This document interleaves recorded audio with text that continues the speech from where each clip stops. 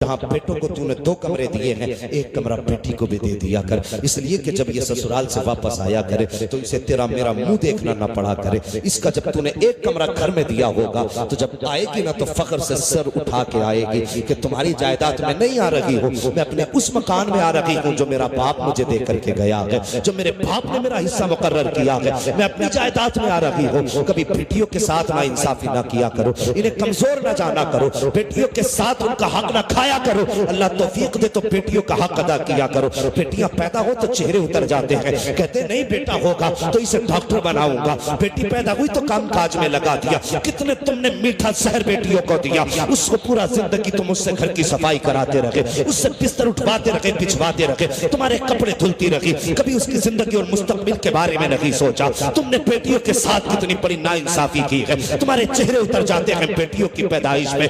मुस्कुरा दिया करो। अगर बेटे पैदा होते हैं तो खुदा की कसम वो बुढ़ापे की लाठी बन करके आते हैं, जब बेटियां आती हैं तो रिस्क का सहारा बन के आती है, जन्नत का टिकट बन के आती है, आखिरत का परवाना बन के आती है। बेटियों को देख करके चेहरे न बिगाड़ा करो, बेटी कितनी बड़ी नेमत होती है, कभी तुमने सोचा ही नहीं है। अल्लाह अकबर। जब मेरे हुजूर के आंगन में सैयदा तैयबा ताहिरा आबिदा जाहिदा हजरत फातिमा ज़हरा तशरीफ लाई है, आपकी चच्ची मेरे हुजूर की चच्ची दौड़ करके आई, कहती या रसूल अल्लाह मेरी ख्वाहिश थी कि इस बार बेटा होता, मैं आपको बेटे की खुशखबरी देती, हुजूर आप मुझे इनाम से नवाजते। कहा क्या हुआ? कहा लेकिन क्या करूं, खुदा ने आपको चौथी बेटी अता फरमाई है।